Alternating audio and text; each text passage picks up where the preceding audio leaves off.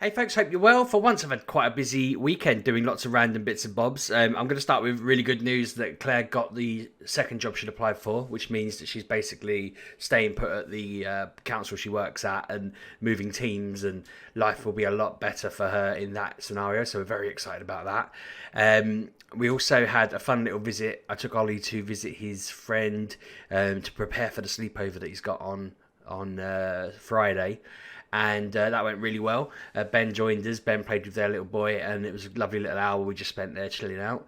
But the main thing that I've been doing, the main focus for me all weekend is, and as the title suggests, I've bitten off more than I can chew. I am doing my Nuzlocke edit, basically my Pokemon video that I want to put on my new YouTube channel. I took the 30 odd hours that I spent recording on Twitch. I'm trying to edit them down into sort of 20-minute-ish videos. And yeah, I basically I booked half of Monday and all of today off, and I am like halfway through the first episode. I am way off. It is, I mean, not only have I got to edit it all down, I've then got to put an overlay on it, record a narration over it. I've got someone making thumbnails for me. It's very much more. I mean, I'm loving it, but it's very involved. It's very complicated. There's so many more bits to it than I was expecting, and I'm just jumping into it. I'm just seeing what I can create. Really, if I can get to the end and be happy with it, I'll be delighted. I don't want to get to the end and think, oh, it's terrible. What, I've got to be confident. I think yesterday I had a massive crisis of confidence. I felt really awkward. I got like, I don't know, 3 hours in, and then I was like, what am I doing? This is ridiculous. Today I've been a bit better. I basically threw it all away and started again last night, so that was wasted most of the day. And then last night, I got back to where I'd thrown away very quickly, and then today I've thrown half of that away, but like tidied it up quite a bit. I'm starting to get happy with it. I just need to now sit down and tell the story over the video, and I'm very nervous. I basically got 2 hours until the boys get home, and I'm thinking I could probably do it in that.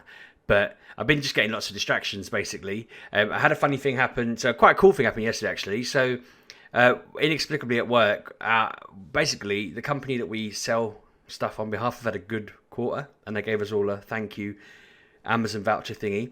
And I've said before, right, I have this weird scenario where the universe sees me receive or sees me lose and balances it out. I can't think of any examples off the top of my head where I've lost and it's balanced it out. I suppose when I was at university, the first time I went, I didn't get paid for months, and I was absolutely skint. And my mum had lent me money, and other people had sort of helped me out, and I was absolutely just bumbling along at rock bottom. And then I found 80 quid on the floor, and my word, did that save me. I just picked up what I thought was a fiver on the floor. It was a wad of cash, and I was just basically saved. So there's an example where the universe did it that way. But I've had it go the opposite way, where I found once that I had £100 in a bank account, said to Claire, let's go into town and get it. I didn't know I had this. It was a bank account I don't use. We went into town, we got the £100 out of the cash machine, and as we pulled away from the cash machine, we ran over a nail. We went straight to a car repair place, and they said that it would cost £105 to replace the tyre. This is Essex prices, and basically I was £5 worse off. So yeah, the universe likes to do this. So I literally had a thing yesterday where I got told, yeah, I'm going to send you an Amazon voucher. Thank you very much for all your hard work. I get the Amazon voucher. I put it to my account. Claire calls from upstairs.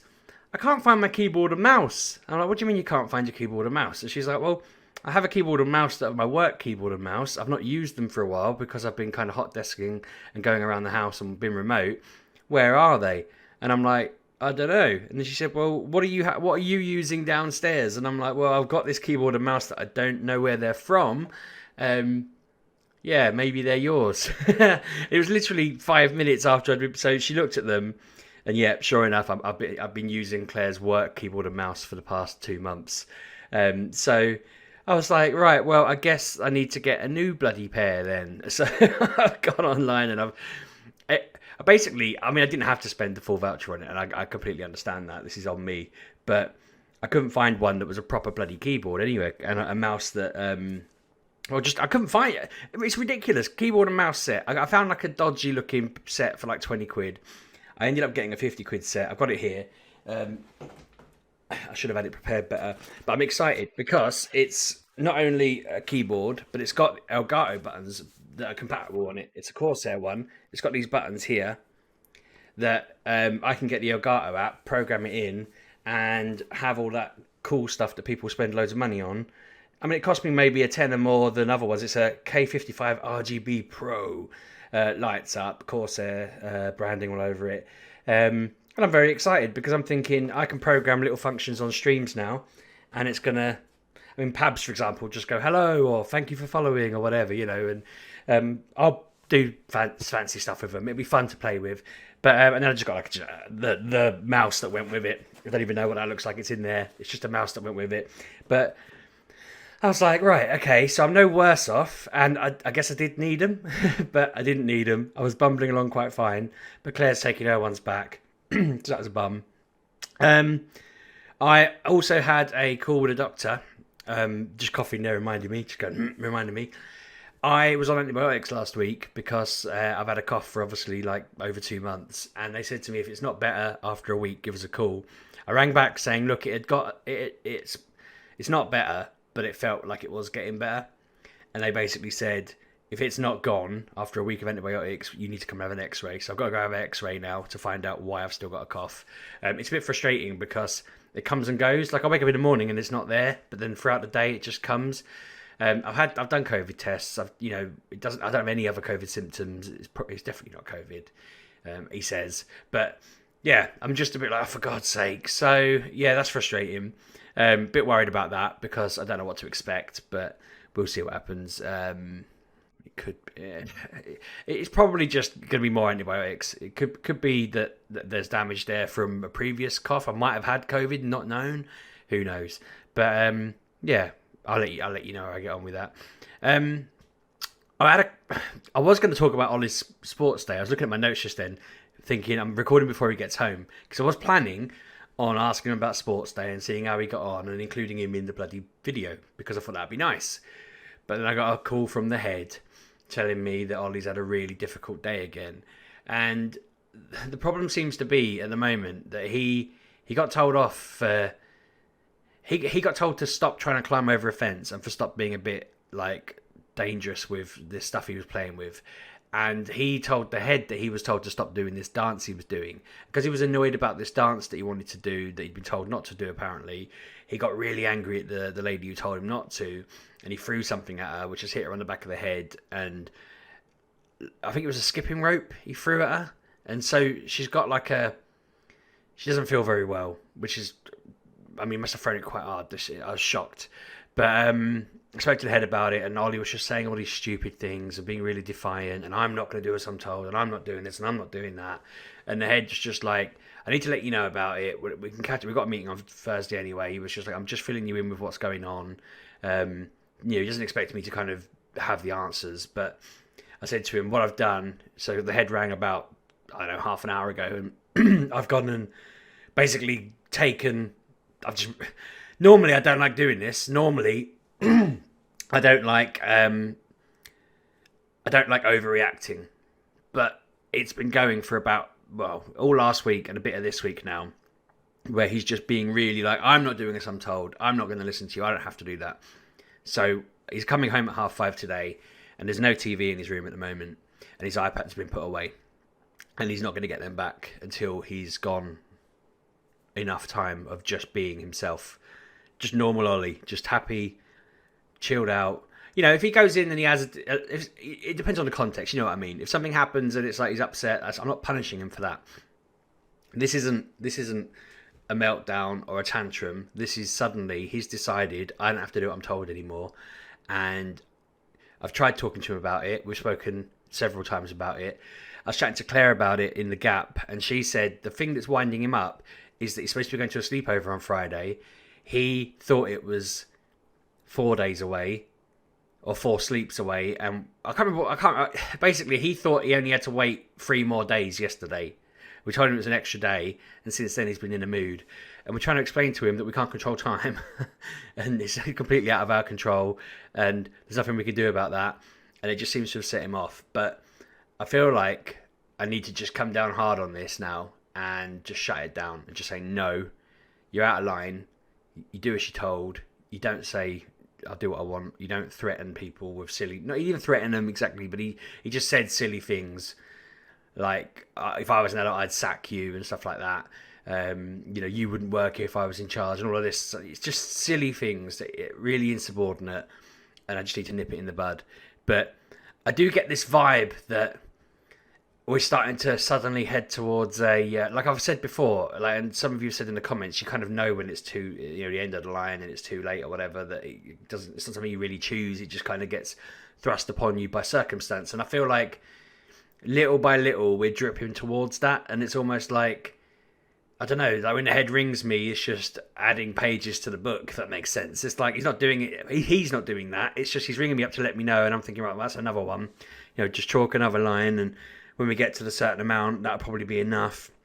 And normally I say to the head, I don't really know what to do other than talk to him, but I said to him today, I was like, look, I'm going to tell him he's lost those two until he behaves, and basically if he thinks he's going to the sleepover and this is the thing causing the issues, then he needs to stop misbehaving, But I can't get my head around it. Bless him. He's just, we wondered whether the sports day might have thrown him out, but he seemed happy about that. It's mad. I mean, the head brought that up. I hadn't even considered that the sports day might have been the issue, but normally that's not a problem. I suppose different environment, different situation, and then somebody's telling you not to do things. It might have been, but now I'm second guessing myself, and I'm just like, oh.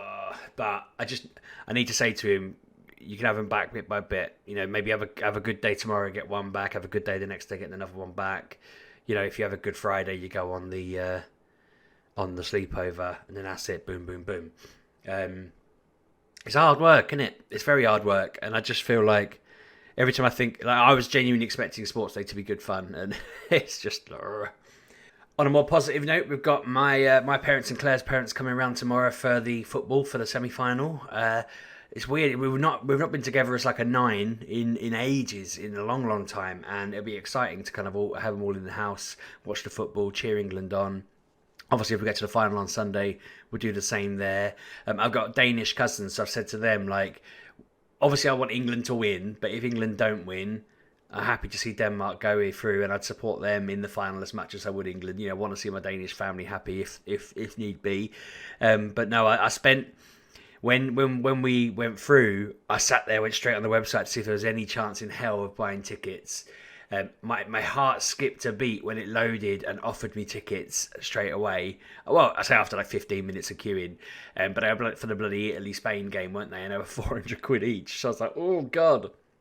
I think if there'd been England tickets for that price, I might have got the old credit card out and just bought them and then asked Claire to forgive me afterwards. But I'm pretty sure she'd have said, yeah, no, that's great, let's go. I was talking to my boss about how I think you can get tickets for like £1,000 to the final, or you could the other day, and he had a look and they'd already gone up, and he was like, yeah. I mean, honestly, thinking about it, that was probably an investment. I mean, we were debating, like, if we'd bought it for £1,000 and then England didn't get through, we'd have probably struggled to sell them for like 700. Whereas if England had gone through and you had them for £1,000, you'd definitely be able to name your own price. But then that's not very honest, is it? We were just, it's one of those things. But it's a shame because I know, again, if we get through to the final, we'll be checking the bloody app. I get the impression that if we did, I think there'd be a massive debate between tomorrow and Sunday about opening up the rest of the stadium, because the whole restrictions lifting on the 19th. I'm a bit worried about that, if I'm honest. Like, I'm not going to judge anyone who isn't, but I'm slightly concerned. I'm worried that I'll have to go into the office at work more often. I don't want to do that. I'm worried that the few times I've been out, I've been ill straight after it. I don't want that. Not COVID ill, but colds, flus. I prefer to keep to myself and just make everything work despite that. I'm also just nervous reading the stats and everything, but I think a lot of that is just depending on where you read, depends on how scaremonger it wants to be, so it's hard, isn't it?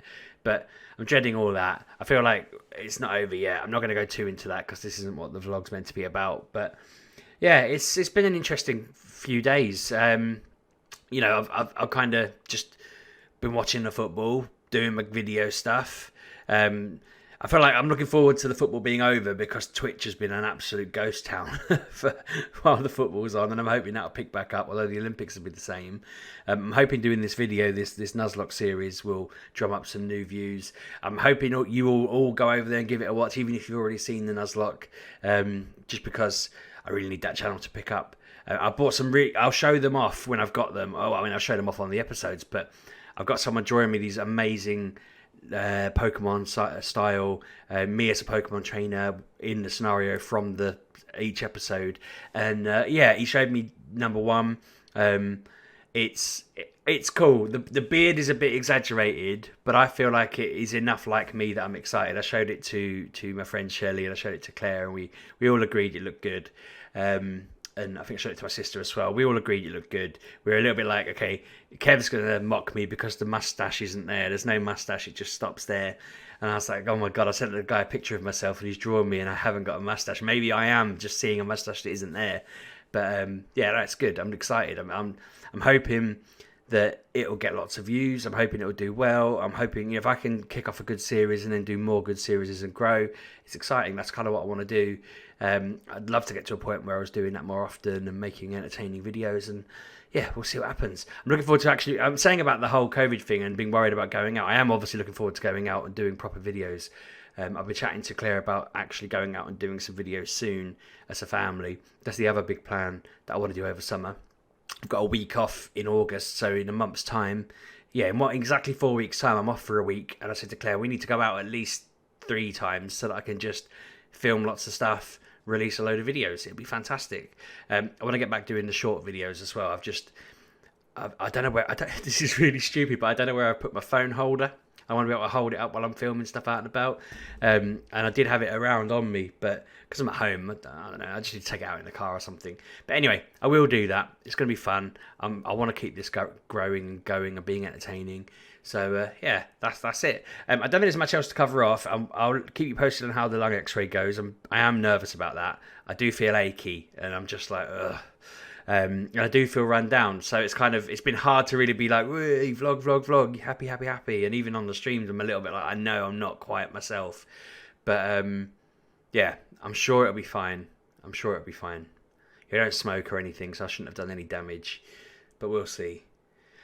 Right, so fingers crossed. send me your well wishes. Wish me luck. Let me know how you're getting on. Let me know how your weekend's gone. Let me know your thoughts on. I don't know what's going on with Ollie. I'm hoping he'll be all right. I am coming down on him hard on this one, and fingers crossed it works. But in the past, it's been hit and miss. Sometimes it really draws a line under it. Sometimes it makes things worse.